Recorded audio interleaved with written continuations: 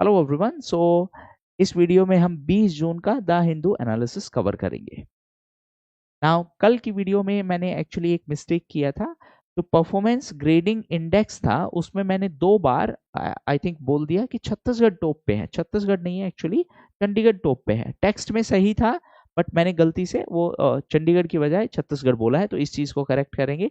Second, एक और doubt था कि ट्रीटी को साइन करने और रेटिफाई करने में क्या डिफरेंस है। देखो, साइन करने का मतलब सिर्फ हमने इंटेंशन दिखाया है कि हाँ हम इसको ज्वाइन करेंगे। रेटिफिकेशन का मतलब है हमने कागजी कार्रवाई पूरी की है, लीगली अब हम रिस्पॉन्सिबल हो गए हैं। तो एक सिंप्लीफाइड वे में मैं एग्जांपल देता हूँ। Signing is just like dating. आप मतलब किसी पर्सन को डेट कर रहे हो, अभी तक कोई लीगल ओब्लिगेशन नहीं है, बट जैसे ही मैरिज हो जाती है लीगल ओब्लिगेशन हो जाती है। Now you are a couple legally. तो ratification is just like marriage, signing is just like dating. ठीक है, now I am sure this difference must be clear. Okay, हाँ। तो आज के करंट अफेयर्स में पहला जो करंट अफेयर्स का इशू है that is cash found at the house of जज। तो एक हाई कोर्ट के जज साहब थे, उनके घर पे कैश मिला था। उसके बाद में सुप्रीम कोर्ट ने एक in house inquiry committee setup की थी। उस इन हाउस इंक्वायरी कमेटी के हिसाब से जो अथॉरिटीज थी वहां पर, जो जिन्होंने कैश रिकवर किया था, उन्होंने अपना काम सही से नहीं किया। अब यहाँ पे 2-3 इश्यूज हैं। पहला इश्यू है transparency in judicial system. Judicial system कितना ट्रांसपेरेंट है, इसको हमेशा क्रिटिसाइज किया जाता है क्योंकि अपॉइंटमेंट है जुडिशरी में वो कोलिजियम सिस्टम के थ्रू होते हैं। कोलिजियम सिस्टम में सिर्फ जजेस ही जजेस को अपॉइंट करते हैं, तो बाकी ब्रांचेस का रोल नहीं है। इसके लिए एनजैक भी लाया गया था, national judicial appointment commission, but उसको सुप्रीम कोर्ट ने अनकॉन्स्टिट्यूशनल डिक्लेयर कर दिया। क्यों? क्योंकि सुप्रीम कोर्ट के हिसाब से ये जुडिशियल इंडिपेंडेंस को एक खतरा था और इसीलिए बेसिक स्ट्रक्चर डॉक्ट्रिन का वायलेशन था और इसीलिए उसको अनकॉन्स्टिट्यूशनल डिक्लेयर कर दिया गया। सो ये 3-4 चीजें आपको ध्यान में रखनी है। हाँ, कोलिजियम सिस्टम की मैं बात करूं तो कोलिजियम सिस्टम है वो 3 जजेस केस से आया है। 3 जजेस केस मतलब एक जुडिशियल इवोल्यूशन है। ये कॉन्स्टिट्यूशन में मेंशन नहीं है, ये पूरा प्रोसेस है, ये जुडिशरी के थ्रू इवोल्व हुआ है। नेक्स्ट है related to QS world university ranking. तो इस रैंकिंग में इंडिया की अब 54 इंस्टीट्यूशंस हैं। 2014 में हमारी सिर्फ 11 इंस्टीट्यूशंस थी। 2026 वाली रैंकिंग में 26 का रैंकिंग है, ये ध्यान रखेंगे, मतलब एडवांस रैंकिंग है। तो उसके हिसाब से इंडिया की 54 इंस्टीट्यूशंस हैं। इंडिया की इंस्टीट्यूशंस में टॉप लेवल पे है आईआईटी दिल्ली, जिसका ग्लोबली रैंकिंग है 123rd। नेक्स्ट है इंडस वैली स्क्रिप्ट। तो इंडस वैली सिविलाइजेशन से रिलेटेड साइट्स पे जो स्क्रिप्ट मिला है उसके डिसाइफरिंग के लिए एक इवेंट ऑर्गेनाइज करवाई जाएगी ग्रेटर नोएडा में। कौन करवाएगा? Archaeological survey of India.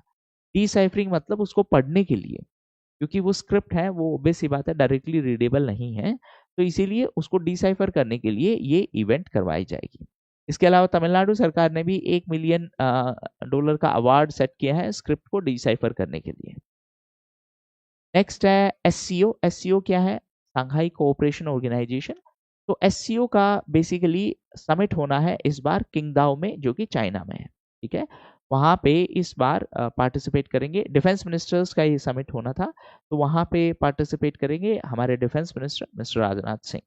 अब एससीओ में ये इम्पोर्टेंट मीटिंग इसलिए है क्योंकि एससीओ में इंडिया और पाकिस्तान दोनों मेंबर हैं। अस्थाना समिट के बाद दोनों मेंबर बने थे और ऑपरेशन सिंदूर और इंडिया पाकिस्तान की कन्फ्लिक्ट के बाद ये पहला मीटिंग होगा जहां पे दोनों कंट्रीज आमने सामने हो।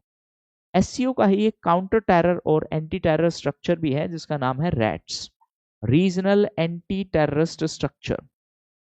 इसका हेडक्वार्टर ताशकंद में है। ठीक है, एससीओ की अगर बात करूं तो एससीओ बेसिकली फोकस्ड है on central Asia. Central Asian countries हैं, उसके अलावा रशिया है, चाइना है, इंडिया है, पाकिस्तान है। सेंट्रल एशियन कंट्रीज के साथ रिलेशनशिप को और स्ट्रॉन्ग बनाने के लिए चाइना ने रिसेंटली जो 5 सेंट्रल एशियन कंट्रीज हैं उनके साथ एटर्नल फ्रेंडशिप ट्रीटी साइन की है।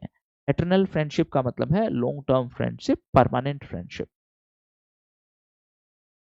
Next related to FASTag. So अब फास्टैग के लिए आपको एक बेसिकली पास मिलेगा। पास मतलब एनुअल मेंबरशिप टाइप है। इसके लिए आपको 3,000 रुपए देने हैं, तो आप उससे 1 साल तक काम चला सकते हैं या फिर उससे 200 ट्रिप कर सकते हैं।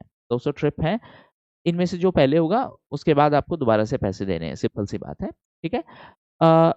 वैलिड होगा 1 साल के लिए, 200 ट्रिप के लिए। अब फास्टैग है, टोल कलेक्ट करने का एक मैकेनिज्म है। टोल के लिए हमारी अथॉरिटी है NHAI, that is national highway authority of India, और पेमेंट कलेक्शन के लिए है NPCI, national payment corporation of India. एक और इंपॉर्टेंट चीज, फास्टैग है वो RFID पे ऑपरेट करता है। RFID क्या है? Radio frequency identification. नेक्स्ट है रिलेटेड टू रिवर्स फ्लिपिंग। देखो, फ्लिपिंग का मतलब है जब कोई कंपनी इंडिया से अपना हेडक्वार्टर शिफ्ट करके किसी दूसरी कंट्री में शिफ्ट कर ले, ठीक है, इसको बोलते हैं रिवर्स फ्लिपिंग बोलते हैं। हेडक्वार्टर लेट्स से इंडिया में था, उसको शिफ्ट कर लिया सिंगापुर में, ठीक है। अगर यही काम टैक्सेशन के पर्पज से करे तो उसको बोलते हैं फिर हम BEPS, base erosion and profit shifting, वो अलग कॉन्सेप्ट है। अब सिंगापुर में शिफ्ट कर लिया, वापस से अगर फिर इंडिया में अपना हेडक्वार्टर लेके आ रहे हैं, पूरा पेपर वर्क इंडिया में करना चाह रहे हैं, उसको हम बोलते हैं रिवर्स फ्लिपिंग। तो रिसेंटली रिवर्स फ्लिपिंग इसलिए न्यूज में था क्योंकि सेबी ने उसके लिए रूल्स एंड रेगुलेशंस को आसान बना दिया है कि वापस आ जाओ इंडिया में भी, अब बिजनेस करना आसान है। ये पूरा कॉन्सेप्ट है, ठीक है। इसके अलावा सेबी ने स्टार्टअप्स के IPO के लिए भी रूल सिंपल बना दिए। IPO है इनिशियल पब्लिक ऑफर। कोई भी कंपनी पहली बार पब्लिक को अपना शेयर ऑफर करेगी, उसको हम बोलते हैं IPO।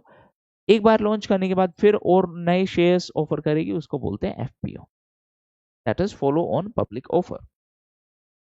Next related to Bihar, तो अर्बन पोल्स में यानी अर्बन लोकल बॉडी के इलेक्शन में बिहार है वो वोटिंग करने वाला है, और बिहार ऐसा करने वाला पहला राज्य बनेगा। ग्लोबल लेवल पर अगर हम बात करें तो स्टेट इलेक्शन कमिश्नर के हिसाब से इस्तोनिया एक अकेला ऐसा देश है जो ऐसा कर रहा है, ठीक है। तो विद दिस बिहार एक पहला राज्य बनेगा जो वोटिंग करवाएगा अर्बन पोल्स में। वोटिंग मतलब क्या है? Online voting. ऑनलाइन वोटिंग होगा कैसे?